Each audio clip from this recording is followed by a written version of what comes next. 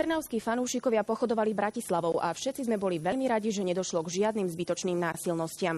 Policajti na nich dohliadali tak, ako mali. Alebo nie? Trnavskí ultras sa totiž ulicami hlavného mesta prehnali s len trošku pozmenenou nacistickou vlajkou.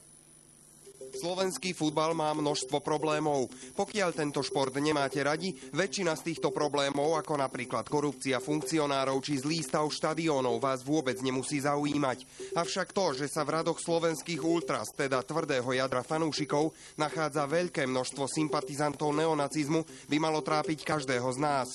Tisícky mladých extrémistov chodia na futbal len preto, aby sa mohli predvádzať s minimálne pozmenenými nacistickými symbolmi. A väčšinou im to prejde aj priamo pred zrakmi našej polície. Futbal bez fanúšikov, to by veru nebolo to pravé orechové. Každý futbalový tím na svete má oveľa viac ako 11 členov. K futbalistom na trávniku vždy patrili a patria skalní fanúšikovia, ktorí chodia na zápasy držať svojim chlapcom palce a robiť atmosféru. Na Slovensku sa však už pomaly stáva akousi normou, že čo futbalový zápas, to reprezentačný pochod neonacistov.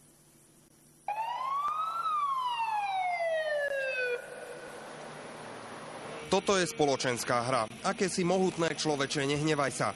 Pravidlá sú nasledovné. Skupina A, teda futbaloví fanúšikovia, skúšajú, čo všetko im ešte prejde ako súčasť ich tzv. Športového fandenia. Počas pochodu fanúšikov polícia nezaznamenala narušenie verejného poriadku. Experti nezistili, že by sa na vlajke nachádzali znaky prejavu extrémizmu. Skupina B, teda polícia, zástupca zákona, štátu a právneho poriadku, sa snaží zistiť, či skupina A prekročila hranice povolené zákonom. Neonacisti si veľmi často vyberajú samotné tieto rady fanúšikov, pretože tam slobodne viac menej môžu prejavovať svoje vlastne názory. Použijeme obyčajný sedliacky rozum. Vidíte rozdiel v týchto dvoch vlajkách?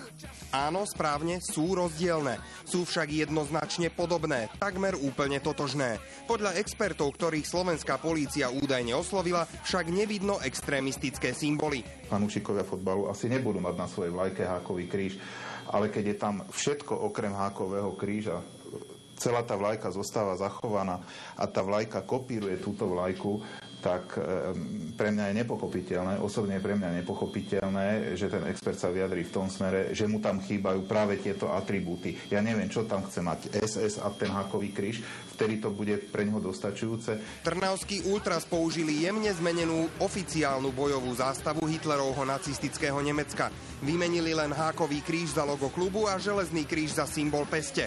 Ešte aj anglický nápis pripomínajúci písmo Švabach hovorí o bojovej vlajke, teda o tom, ako sa tento kus látky volal za Hitlera. Ešte aj ten názov jednoducho je úzko spätý s touto vlajkou, takže keď sa na to pozriem, tak mi je viac než jasné, z čoho vychádzala tá vlajka Spartaku. V každom prípade môžem povedať na 99,9% tá vlajka jednoznačne vzýšla z tejto vlajky. Znalci, ktorých naša polícia oslovila, by podľa mňa mohli osloviť znalcov zaoberajúcich sa nápravou chýb zraku. Pravdepodobne potrebujú pomoc očného lekára, ak nevidia, že táto a táto vlajka sa podobajú.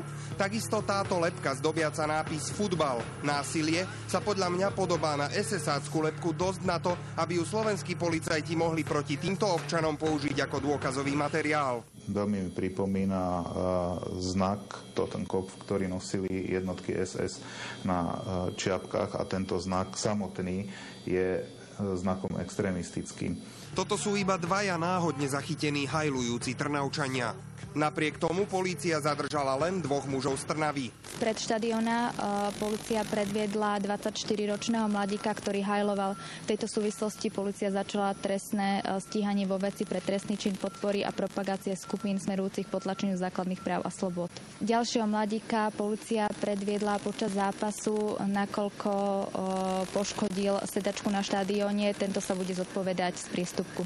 Nejde o to, že by trnavskí ultras niečím prekvapili alebo boli v úvodzovkách horší ako iní ultras.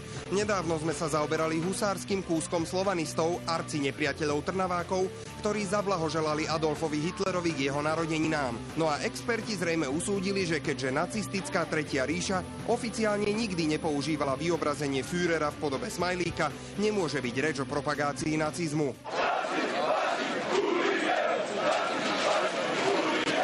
Po slovensky rasisti, fašisti, chuligáni. Trnavský ultras na svojom webe so záujmom sledovali prácu našej televízie. Vraj vďaka takýmto príspevkom si nezainteresovaná verejnosť spraví o fanúšikoch absolútne prevrátený obraz. Tiež mám pocit, že by sme vám mali poskytnúť viac informácií, aby ste si o trnavských ultras mohli vytvoriť názor sami. Vypočujte si napríklad zo pár ich tzv. Chorálov, pesničiek, ktoré majú vyjadrovať podporu športovej činnosti.